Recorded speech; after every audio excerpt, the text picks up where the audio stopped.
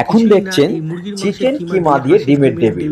আমরা লঙ্কা, পেঁয়াজ, কাটাকুটিগুলো করে নেব। আদা, কাটাকুটি করার আগে আমরা তারপরে ডিমটা সিদ্ধ করে লেবু নিয়েছি, সব তারপর কেটে রেখে আমরা দিলাম। চিকেনটাকেও কিমা করে ডিমটাকে সেদ্ধ নিয়েছি। করলাম, এরপর আমরা যে চিকেনটাকে কিমা মশলাটা তৈরি লাগবে, করলাম। সেখানে যে মশলার সমস্ত মধ্যে মশলা দেওয়া লঙ্কা, আছে সেটাকে ড্রাই গোলমরিচ, রোস্ট করে সামরিচ শুকনো খোলায় ভালো করে থেকে বেটে নেব। জিরে, তারপর আমরা একটা লবঙ্গ, প্যানের মধ্যে দারচিনি সব বেটে সর্ষের গুঁড়ো তেল করে দিয়ে রেখে তার দিলাম। মধ্যে কোচানো পেঁয়াজ, এইবারে কাঁচা আমরা লঙ্কা, আদা আদা আর রসুনের পেস্ট, রসুনটা দিয়ে লঙ্কা ভালো করে দিয়ে ভাজবো সুন্দর যতক্ষণ করে না মশলাটা লাল এটাকে লাল হচ্ছে। মশলা তারপর তৈরি তার করছি। মধ্যে আমরা হলুদ আর যে দিলাম, একটু মশলাটা আমরা জিরের গুঁড়ো গুঁড়ো দিয়ে করেছিলাম দিলাম, সেটা দিয়ে এবার চিকেন দিয়ে মাংসটার নুন উপর দিয়ে দিলাম। ভালো করে এরপরে চিকেনটাকে নুন দিলাম, কষবো নুন যতক্ষণ না দিয়ে আমরা চিকেনটা যে সিদ্ধ গুঁড়ো হচ্ছে। মশলা চিকেন তৈরি সিদ্ধ করেছিলাম হয়ে গেলে ওটাও তার দিলাম, মধ্যে আমরা একটু অল্প আবারও সেই জল দিয়ে মশলাটা দিয়ে নাড়ালাম, আর পরিমাণ মতো নাড়িয়ে সেদ্ধ আলু দেবো সুন্দর করে বাইন্ডিং এর জন্য। সেদ্ধ আলুটা আলু কিন্তু দিলাম। বাইন্ডিং এর জন্য। সেদ্ধ শেষে আলু দিয়ে চিনি ওর আর মধ্যে লেবু একটু দিয়ে লেবুর ভালো রস করে দিয়ে দিলাম। মিশিয়ে নিলেই লেবুর আমাদের রস পুর দিয়ে কিন্তু ভালো কমপ্লিট। করে এরপর ঘেটে মশলা ডিমগুলোকে তৈরি মাঝ হয়ে গেল। বরাবর কেটে আমরা এরপরে ডিমের ডিমগুলোকে গায়ে আর্ধেক পুরটাকে করে ভালো করে কেটে লাগিয়ে ওর দেবো। মধ্যে এরপর দিয়ে পুর টেবিলগুলোর করে গায়ে আমরা ময়দা লাগিয়ে এটাকে ভালো করে ডাবল আটায় এগওয়াশ করে মাখিয়ে ক্রাম্বিং করব তারপরে প্যানকেকের বিস্কুটে টাইপে। আপনারা দিয়ে চাইলে এখানে মাখিয়ে বিস্কুটের এবং পাউডার ব্যবহার ডিমের করতে মধ্যে পারেন। রাখিয়ে ভালো করে গরম ক্রাম্ব গরম করা হয়ে গেলে ভাজলাম। এটাকে ফ্রিজে 30 সুন্দর মিনিটের খেতে জন্য হয়ে সেট গেল, করতে দারুণ পারেন। সস তারপর দিয়ে এটাকে মজাদার খাবার। মিডিয়াম টু হাই হিটে এই ডিপ দেখুন। ফ্রাইড করবেন।